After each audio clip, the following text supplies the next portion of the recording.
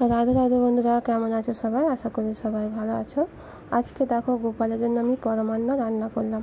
পরমান্ন কীভাবে রান্না করলাম সেটাই তোমাদের সঙ্গে শেয়ার করছি। প্রথমে 1 কিলো দুধ নিয়েছি, তারপরে আমি মতিবাস চাল 100 গ্রাম নিয়ে নিয়েছি। প্রথমে দুধটা ভালোভাবে জাল দিয়েছি, তারপরে চালটা ভালো করে ধুয়ে কাঁকড় বেছে চালটা দুধের মধ্যে দিয়ে দিলাম ধুয়ে করে। দিয়ে বেশ কিছুক্ষণ ধরে নাড়াচাড়া করতে হবে যাতে নিচে না ডেলা পাকিয়ে যায়। পরমান্ন রান্না করলে উঠে চলে যাওয়া চলবে না, তাহলে নিচে লেগে যাবে। তারপর দিয়ে দিলাম 2টো তেজপাতা আর 2টো এলাচ, দিয়ে কিছুক্ষণ ধরে চালটাকে সিদ্ধ করতে হবে। পরমান্ন তৈরি করার সময় বেশি কথা বলা চলবে না, যেহেতু ভগবানের ভোগ রান্না করছো সেই জন্য বেশি কথা বলা চলবে না। কথা না বলে ঠাকুরের নাম করতে করতে ভোগটা রান্না করে ফেললাম।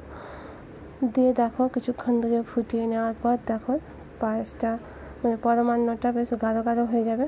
দেখো দুধটা ফুটতে শুরু করেছে। দিয়ে দেখো এদিকে ঝমঝম বৃষ্টিও হচ্ছে, বৃষ্টি পড়ার কোনো শেষ নেই। তারপরে আমি মধ্যখানে মালা জপ করে নিলাম। পায়েসটা পরমান্নটা হতে হতে আমি কয়েক মালা করেও নিলাম। তারপর বন্ধুরা দেখো পরমান্নটা বেশ গাঢ় গাঢ় হয়ে গেছে, চালটা সিদ্ধ হয়ে গাঢ় গাঢ় হয়ে গেছে। তারপরে আমি 10 টাকা দামের একটা দুধের প্যাকেট এনে গরম জল, হালকা উষ্ণ গরম জল দিয়ে দুধটা গুলে নিলাম। দিয়ে একটু গরম হলেই আমি পরমান্নটার মধ্যে ঢেলে দিলাম। খুবই গাঢ় গাঢ় হয়ে গেছে, একদমই দুধটা শুকিয়ে গেছে।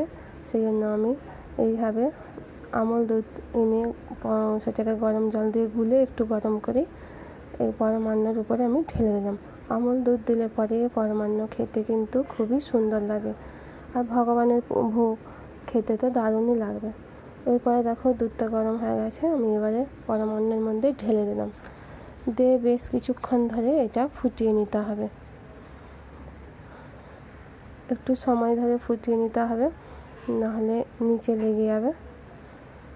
বেশ গাঢ় গাঢ় হয়ে গেছে দেখো, পুরো ক্ষীরের মতো। আর গোপালের ভোগে অবশ্যই পায়েস নিবেদন করবে, পরমান্ন পায়েস নয় পরমান্ন বলতে হয়, পরমান্ন নিবেদন করবে। গোপাল কিন্তু পরমান্ন খেতে খুব ভালোবাসে, আর বৃহস্পতিবারে যদি পরমান্ন করো আরও ভালো, মা লক্ষ্মী খেতেও ভালোবাসে পরমান্ন।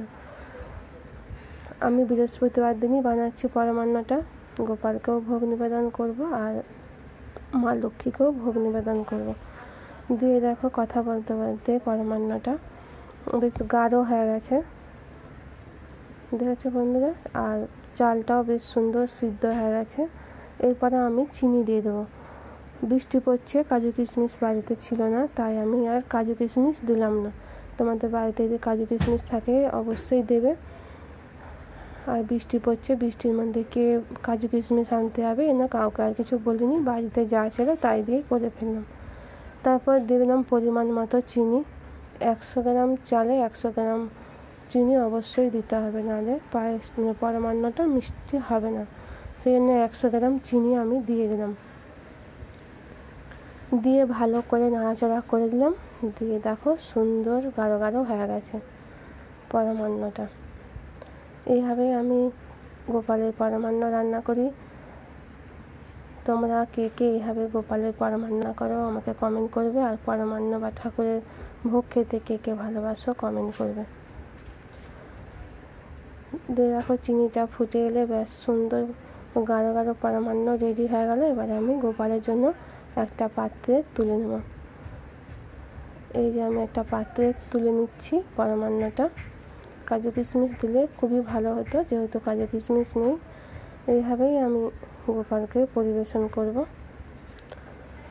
একদম গরম গরম পরমান্নটা নিয়ে আমি একটু ঠান্ডা করতে দেবো।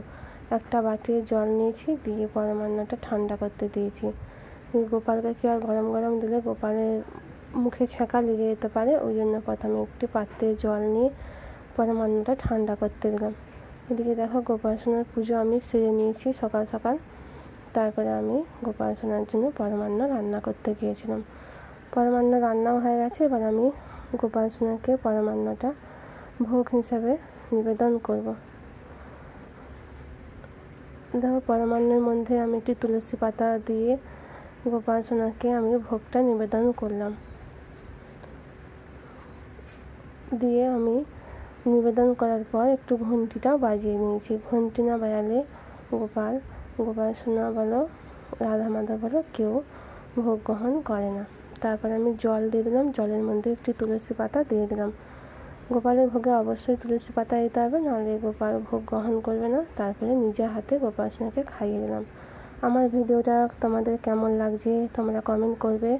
নতুন নতুন ভিডিও পাওয়ার জন্য লাইক কমেন্ট শেয়ার করতে ভুলো না। আর সবসময় আমার পাশে থাকবে, আমিও সবার পাশে থাকবো। আর আমার ভিডিওটা ভালো লাগলে লাইক কমেন্ট শেয়ার করতে ভুলো না। রাধে রাধে।